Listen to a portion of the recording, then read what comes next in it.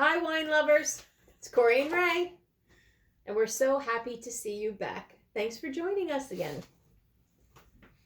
So today we have one of Ray's choices. Well, hopefully, the last episode that you saw, where we talked about a glass of sake, staying with our Japanese theme, I decided to bring along a plum wine as well.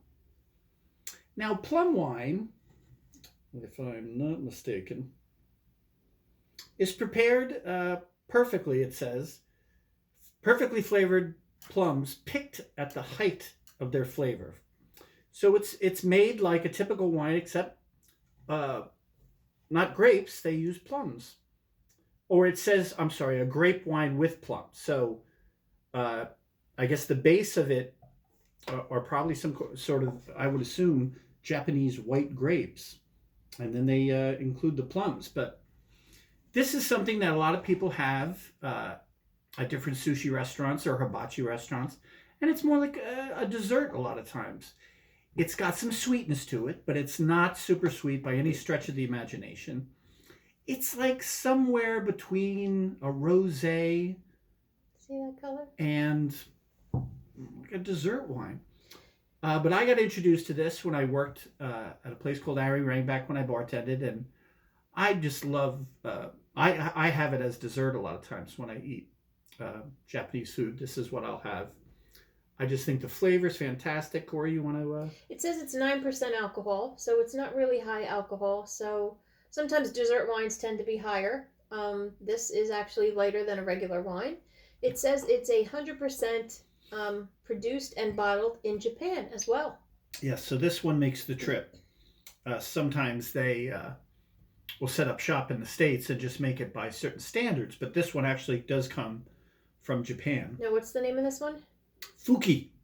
Fuki. And is this something you can find in a lot of places? Or? Yes, this isn't hard to come by, and certainly there are other plum wines as well. This just happened to be the one that I picked up because I'm familiar with it. But I love it. I just think, Nance, did you try it? It's good. Good, very good. So how much is this bottle? This was $10, $11.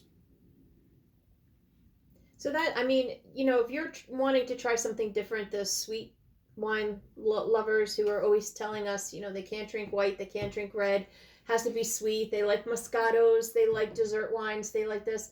This is probably something for them to venture out, wouldn't you say? Well, like I said, there's sweetness to it, but it's not super sweet. To me, it has the same sweetness that you would find like in a piece of fruit. Mm-hmm. There's sweetness there, but not like a bag of candy. No, it's I think it's refreshing. I think it's delicious. Now they suggest that you serve it chilled, straight, on the rocks, or with sparkling soda and add fruit to it. Yeah, so making like a spritzer, using it. We used to make. In fact, when I worked at Ari Rang, I was asked to come up with some different things for the drink menu. So we made what we called Ari Rangria, which was a Japanese sangria. And the base of our sangria was plum wine and sake. And then we added some different fruit-flavored liqueurs and juice and soda.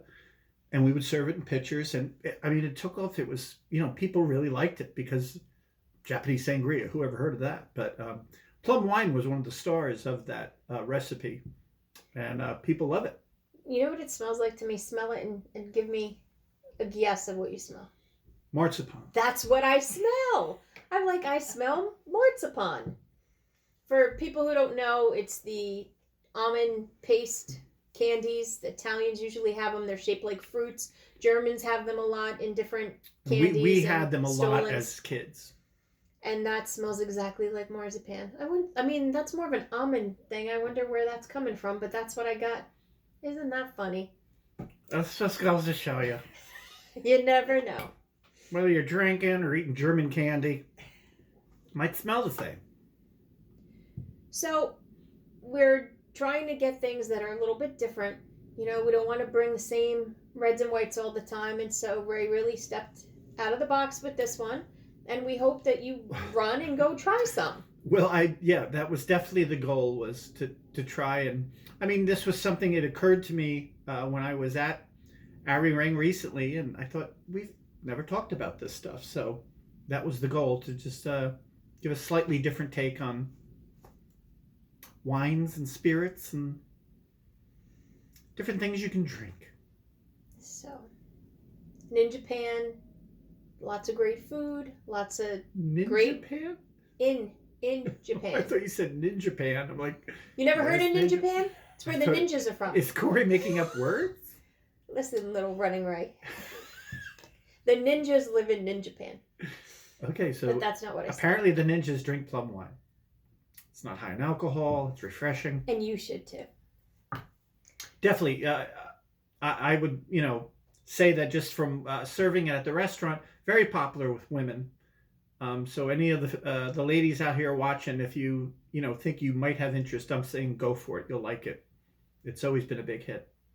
But men can drink it too. Yeah, I drink it, but I'm not really a man. My mother That's wants another me to episode. My mother wants me to do my nails more, and she's having weird dreams, rings. It's a lot. That's why I let the A hair lot. grow. You only have to deal with him for, the 5 minutes, 6 minutes of this episode, and then after it shuts off, think of me and my mother, because we still have him all the time. Okay, so thank you again for joining. If you try a Japanese sake or plum wine or something, please reach out to us. Let us know. We want to know if you take our tips, if you listen to us.